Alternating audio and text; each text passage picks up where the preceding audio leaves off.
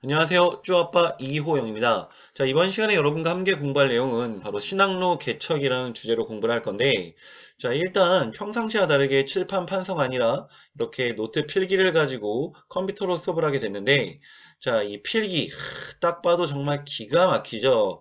작품이라고 말해도 오바스럽지 않을 정도로 정말 좋은 필기인데, 제가 우리 반 학생 김나희 학생의 재능 기부를 받았습니다. 자, 나희 학생에게 고마움을 표현하면서 자, 오늘 수업 한번 들어가 보도록 하겠습니다.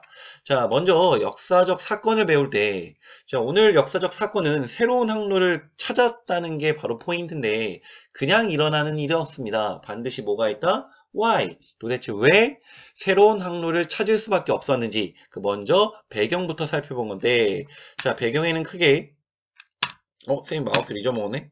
배경에는 크게 세 가지가 있다. 첫 번째 배경은 뭐냐? 원래 유럽인들은 오래전부터 동양 아이들과 동방의 무역을 지속해 왔단 말이야. 근데 문제는 이 동방에서 건너오는 무역품들이 유럽에 도착했을 때 이제 각 유럽으로 이거를 이제 퍼뜨려 줘야 되는데 그 어떤 바다를 중심으로 퍼뜨려졌냐? 바로 유럽의 앞바다라 불리우는 지중해 중심으로 이 지중해 무역권을 중심으로 동양에서 건너온 동방 물건들이 퍼졌단 말이야. 그 지중해 무역권을 장악했던 나라가 대표적으로 이탈리아지. 그래서 이탈리아 상인들이 굉장히 부자가 많았잖아. 근데 그 이탈리아가 장악하던 유럽인들이 갖고 있던 이 지중해 무역권을 오스만 제국이라는 새로운 나라가 장악해버린단 말이야. 그럼 유럽인들 입장에서 기존에 자신들이 갖고 있던 무역권을 새로운 나라에게 뺏겨버렸어. 그럼 당연히 동양에서 들어온 물건이 잘 안 들어오기도 하고 동양에서 들어온 물건이 유럽 전역에 퍼지는 게 이제 어려워진 거야. 근데 이미 유럽인들은 동양의 물건이 필요해. 특히 향신료가 정말 중요한 동방 물품의 핵심이었는데 향신료는 음식에 향을 내는 대표적으로 후추 같은 게 있는데 자 이런 향신료는 유럽인들이 정말 필요했단 말이야. 이제 그것을 구하기가 어려워졌던 거지. 오스만 제국이 지중해 무역권을 장악해서. 그래서 유럽인들은 어쩔 수 없이 기존에 갖고 있던 지중해 무역권 대신 새로운 항로가 필요했다. 그래서 이제 직접 새로운 항로를 찾을 수밖에 없게 된 거지. 자, 이런 와중에 동방에 대한 호기심이 나날이 높아지는데 바로 동방에 대한 호기심 자극. 대표적으로 이 당시 동양에 대한 호기심을 높였던 게 마르코 폴로라는 사람이 쓴 동방견문록이라는 책이야. 자, 이 책은 마르코 폴로가 말 그대로 동양 지역, 동방을 돌아다니면서 남긴 여행기, 기행문 같은 거야. 자, 이게 유럽에 소개되면서 베스트셀러처럼 유럽인들이 많이 읽게 되거든? 그러면서 정말 한 번도 가보지 못했던 미지의 세계이자 정말 그들이 필요한 물건이 넘치는 이 동방에 대한 호기심이 점점 늘어나는 거지. 그럼 봐봐. 어쩔 수 없이 새로운 길을 찾아야 수밖에 없는 상황. 그런 와중에 동방에 대한 호기심, 관심은 높아져. 자, 근데 나가봐야 되는데, 그 전까지는 먼 바다를 나갈 수 있는 기술력이 없었단 말이야. 근데 이제는 바로 기술력까지 받쳐준다. 조선술 배를 만드는 자, 먼 바다로 나가려면 배도 튼튼해야 되고 잘 만들어야 되잖아. 조선술이 발달하고 자, 이 배를 이끌고 나가는 항해 도구 뭐 나침반이 더 개량된다든지 지도가 발전한다든지 자, 이런 항해 도구의 발전으로 이제 먼 바다까지 나갈 수 있다. 그럼 정리해보면 새로운 교역로가 필요했다. 동양에 대한 관심이 높아졌다. 이제 나갈 수 있는 기술력까지 받쳐진다. 그럼 이제 나가야지. 그래서 본격적으로 신항로 개척을 하게 되는데, 자, 어떤 유럽인들이 이 신항로 개척에 적극적이냐? 크게 이 두 나라, 포르투갈과 에스파냐가 가장 먼저 적극적으로 이 신항로 개척을 나서거든? 자, 세상에 그냥은 없다라고 했지? 그럼 도대체 why? 포르투갈과 에스파냐는 왜 가장 적극적으로 나갔냐? 자, 지도를 보면 좀 이해하기가 편한데, 자, 지도 한번 볼게. 자, 여기 보면 지도가 있어. 자, 여기가 지중해야. 이 지중해 무역권은 이 오스만 제국이 장악해 버린 거야. 자, 근데 이 포르투갈 에스파냐는 이 유럽 끝에 있는 이베리아 반도라는 곳에 있는 애거든. 지중해 무역권에서 제일 끝에 있는 애들이야. 즉 동양의 물건이 대표적으로 이제 인도에서 향신료가 많이 건너오는데 이 인도에서 혹은 중국 물건이 동양의 물건이 여기를 건너서 지중해를 거쳐서 유럽 각국으로 퍼지는 거거든. 그러면 동양에서 건너온 물건이 유럽인들 중에 제일 늦게 받을 수 있는 지역이 어니까 바로 유럽 끄트머리 바로 이베리아 반도의 두 나라 포르투갈 에스파냐가 동양 물건을 가장 늦게 받았단 말이야. 게다가 가장 늦게 받으니까 질도 떨어지고 가장 비싸게 살 수밖에 없어.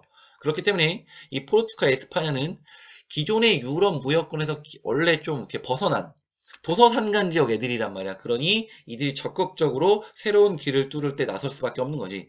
기존에 소외받았던 애들이 새로운 길을 찾는데 적극적인 건 당연한 거겠지. 자, 그래서 포르투갈 에스파냐가 나섰던 첫 번째 이유. 기존의 지중해 무역권에서 소외되었다. 그래서 새로운 바다, 대서양으로 새로운 곳으로 나아가고자 가장 적극적으로 움직였다. 그 다음 두 번째 이유는 이 이베리아 반도는 전통적으로 이슬람 아이들이 좀 많이 거주하는 지역이야. 우리 옛날에 이슬람 왕국 배웠을 때 뭐 이쪽에 여러 가지 이슬람 왕조들이 세웠잖아. 뭐 아바스 왕조라든지 우마이야 왕조 이런 거 기억나나? 자, 요런 아이들이 이베리아 반도로 건너와서 요쪽 쪽에서 유럽으로 이제 확장하려고 한단 말이야. 근데 이때 프랑크 왕국이 투르푸아티에 전투에서 이 이슬람 애들을 누르잖아. 그러면서 이슬람이 유럽까지 많이 못 퍼지고 이베리아 반도에 좀 머무르는 일이 벌어지는데, 그래서 전통적으로 이베리아 반도에는 이슬람 애들이 많이 세력이 세다. 그래서 끊임없이 포르투갈과 에스파냐는 이 땅에서 이슬람 세력을 몰아내려는 그런 일을 많이 벌이는데, 우린 그렇지 이슬람을 몰아내는 운동을 재정복 운동이라 불러. 재정복 운동. 자, 재정복 운동은 여러 번 일어나는데, 그럼 포르투갈 에스파냐 입장에서 재정복 운동, 이슬람 애들을 맨날 몰아내고 무찔르려고 해도 힘든 거야.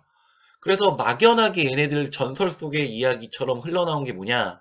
우리가 안 가봤지만 저 미지의 동방의 세계, 미지의 세계에 자기들과 같은 크리스트교 국가가 있다라는 거야. 강력한 크리스 국가가 있어서 우리가 그들을 찾아 나가서 그들과 연합을 하면 쉽게 이슬람 애들을 몰아낼 수 있다. 재정복 운동을 쉽게 할 수 있을 거다라는 막연한 상상 속의 이야기가 있었어. 그런 것들이 바탕이 돼서 가장 먼저 이 두 나라가 움직이게 된다.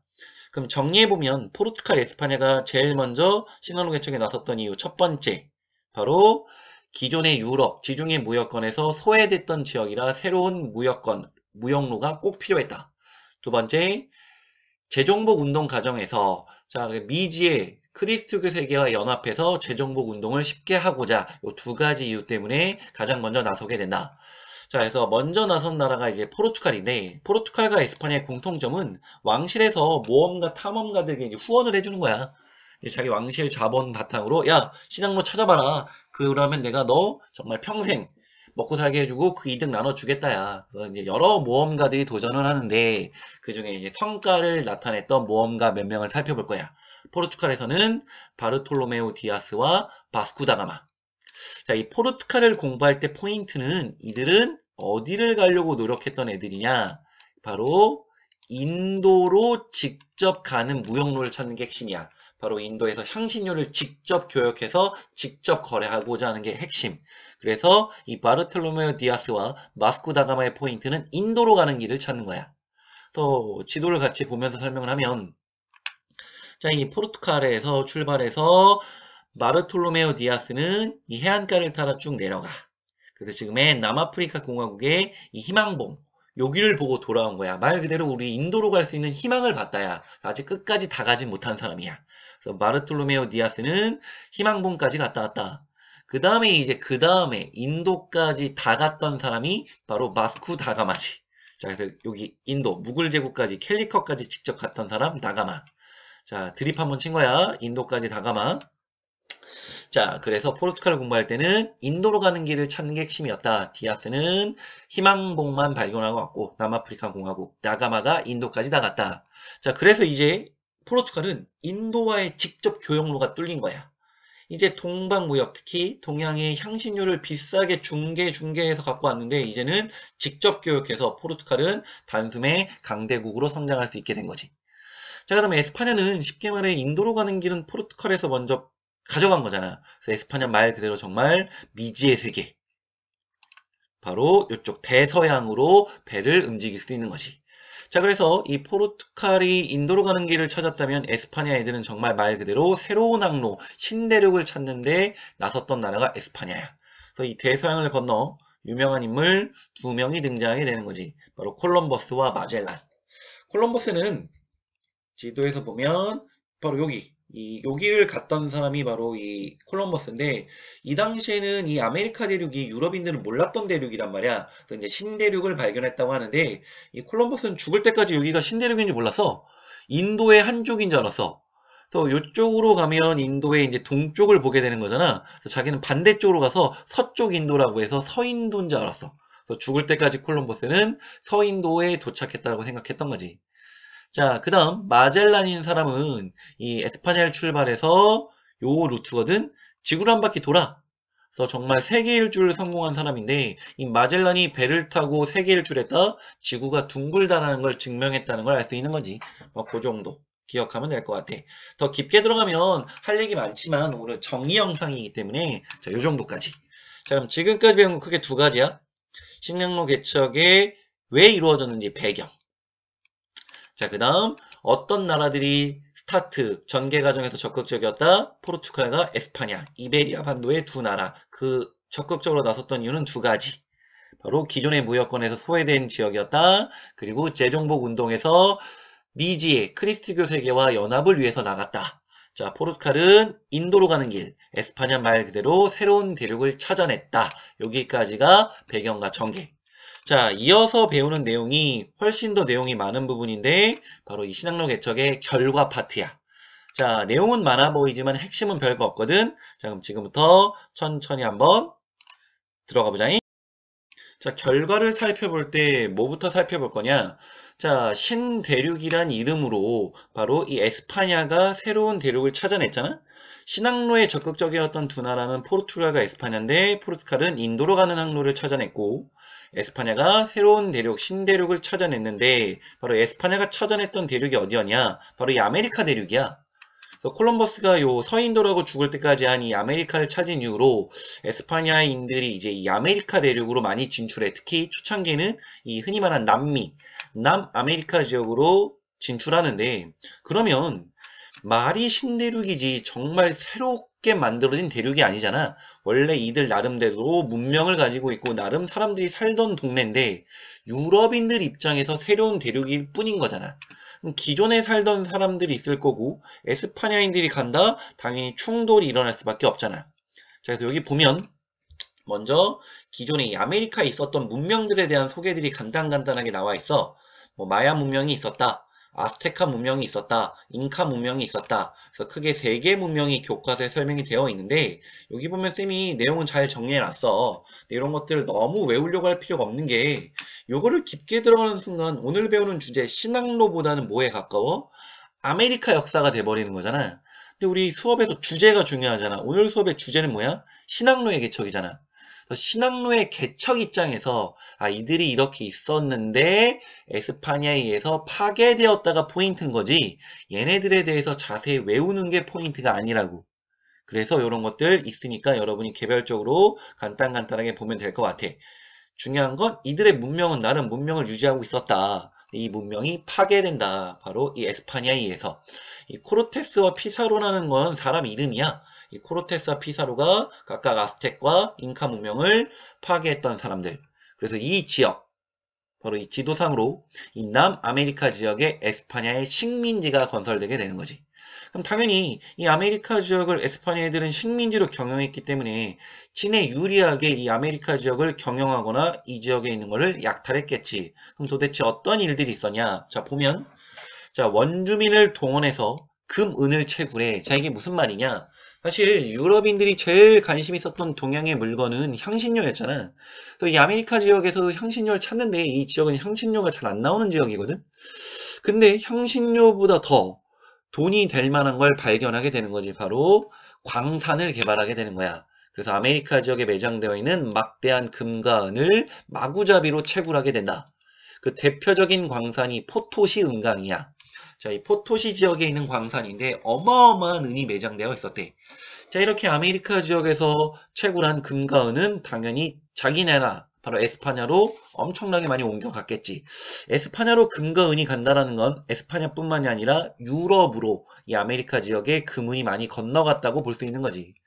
자, 그 다음 광산 개발에 또다시 문제가 됐던 이 식민지 괴롭히는 형태가 이 플랜테이션 농업인데 이 플랜테이션은 쉽게 말해 넓은 땅덩어리에 원주민들 노동력 가지고 대규모 농사 짓는 게 플랜테이션이야.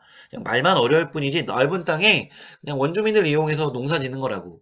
다만 이 플랜테이션의 특징은 뭐냐? 단일 작물이야. 넓은 땅덩어리에 일부는 쌀을 짓고 일부는 옥수수를 짓고 일부는 감자를 짓고 이런 개념이 아니라 넓은 땅덩어리에 단일 하나의 작물만 재배하는 거야. 대표적으로 재배했던 게 사탕수수, 담배 같은 걸 정말 단일 작물로 많이 재배했거든. 왜 그랬냐? 바로 지네가 필요했던 거기 때문에. 유럽인들이 필요했던 돈 되는 것들, 사탕수수와 담배만 재배해서 가져가는 거야.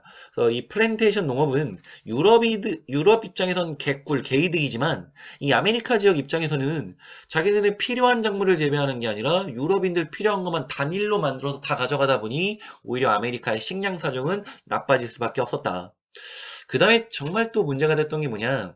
바로 이런 것들이지. 전염병.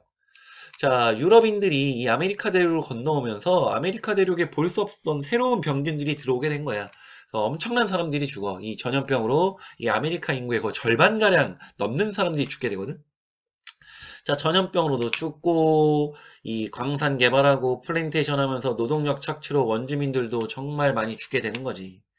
자, 그렇기 때문에 이렇게 노동력이 줄었잖아? 그럼 어떻게든 유럽인들 입장에서 이 노동력을 해결해야 될 거 아니야. 그래서 좀 이따 뭐가 등장하냐. 아프리카에서 흑인 노예들을 대거 이 아메리카 대륙으로 옮기는 걸 배우게 될 거야. 자, 왜? 이들의 노동력이 감소하니까 어떻게든 노동력을 메꿔야 될 거 아니야. 그 메꿨던 게 아프리카에서 흑인 노예를 잡아다가 이 아메리카 대륙으로 노동력을 보충했던 거지. 참 인간이 참 잔인해. 그 다음에 뒤에 나와 있는 메스티소는 뭐냐면 이것도 깊게 들어가지만 깊게 들어가면 세계질인데 당연히 이 아메리카 대륙에 기존에 없었던 유럽인들도 들어오고 방금 살짝 설명했던 아프리카 지역에서 흑인 노예도 들어올 거 아니야. 그래서 이제 다양한 혼혈 형태가 나타나게 되는데 대표적인 혼혈 형태가 이 메스티소야. 바로 유럽인들과 이 아메리카 대륙 아이들이 섞여서 나온 혼혈인들을 메스티소라고 하거든. 그래서 메스티소를 포함한 혼혈이 증가했다 정도 참고하면 될 것 같아.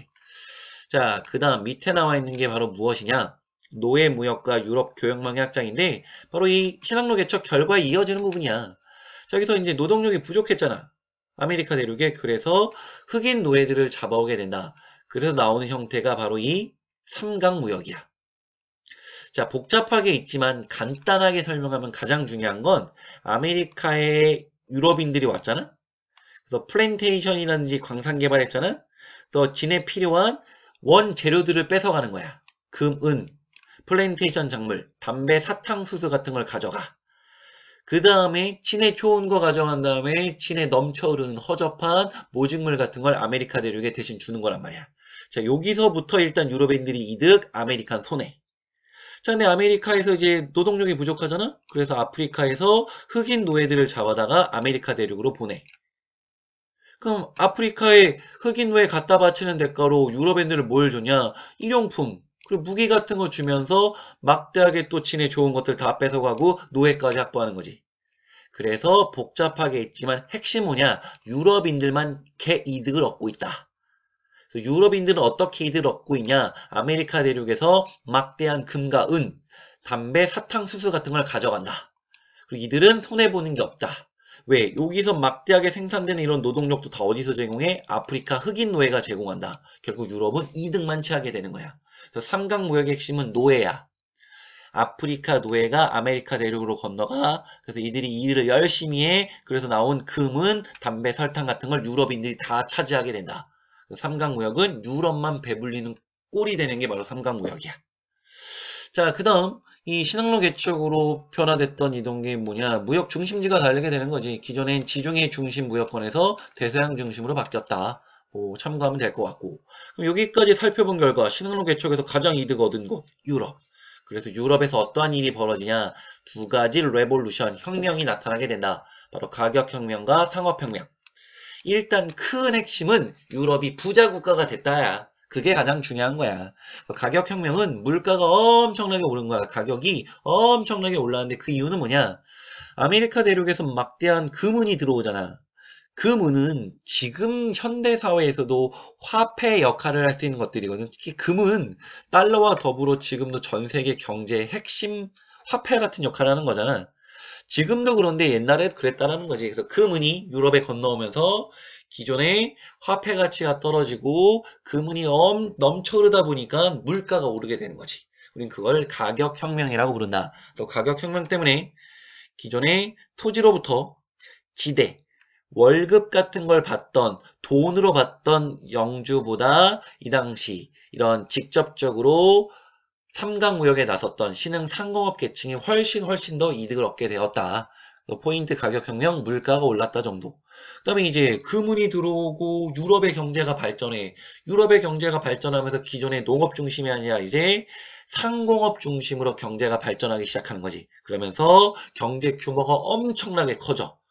무역이 활성화되면서 상업이 발전하면서 우린 그 같은 일들을 상업혁명이라 부른다. 그래서 여기서 보면 교역이 활성화됐다. 그래서 엄청나게 상업자본이 발달해서 근대 자본주의 발전에 기여를 했다. 그래서 이때 지금과 같은 주식회사, 금융보험제도 같은 게 등장 발전하기 시작하거든.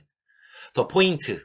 신한로 개척으로 유럽은 엄청난 부자 국가가 되고 엄청난 경제 발전을 했다. 그리고 아메리카 대륙과 아프리카 대륙은 엄청나게 손해를 봤다. 자, 요 정도로 잘 기억하면 될 것 같아. 그래서 오늘 수업을 정리하면 신한로 개척. 자, 첫 번째. 왜 신한로 개척이 나타나게 되는지 배경을 잘 기억해 줘야 된다. 자, 어쩔 수 없이 필요해졌고 관심이 높아졌고 나갈 기술력이 생겼다. 그 다음 나가야지. 그래서 두 나라, 포르투갈, 에스파냐, 이베리아 반도의 두 나라가 적극적으로 나섰다. 그 이후 첫 번째, 기존의 무역권에서 소외당하고 있기 때문에, 그리고 재정복에서 이슬람 애들을 몰아낼 때 새로운 크리스트교 아이들과 연합을 위해서. 그 다음 포르투갈은 인도에 집중했다. 이 두 아저씨. 에스파냐는 새로운 대륙, 대서양을 야가 새로운 대륙을 찾아냈다. 콜럼버스, 마젤란. 그 결과 이런 일들이 있었다. 기존의 아메리카 대륙은 굉장히 어려워졌다. 그리고 유럽은 부자 국가가 됐다. 그걸 보여준 게 삼강무역. 그리고 유럽에서 가격혁명과 상업혁명이 나타났다. 이게 오늘 신한로 개척. 자, 여러분 교과서 그리고 쌤 필기 중심으로 잘 복습하고 아무래도 칠판 판서로 수업하다가 이렇게 수업하니까 쌤도 되게 어색하고 수업이 더 안 되는 느낌이거든? 네, 차차 좋아질 것이라 믿고 여러분도 조금만 관대한 마음으로 좀 넓은 마음으로 요 수업에 좀 적응해 줬으면 좋을 것 같아. 물론 칠판 판서 수업도 앞으로 계속 될 거야. 근데 학교 사정에 따라서 때로는 이렇게 필기를 가지고 할 때도 있을 것 같거든. 여러분 좀 잘 이해해 주길 바라고 항상 수업 끝날 때 쌤이 하는 거 건강 잘 챙기고 공부에서 제일 중요한 건 복습. 자, 열심히 하고 안녕!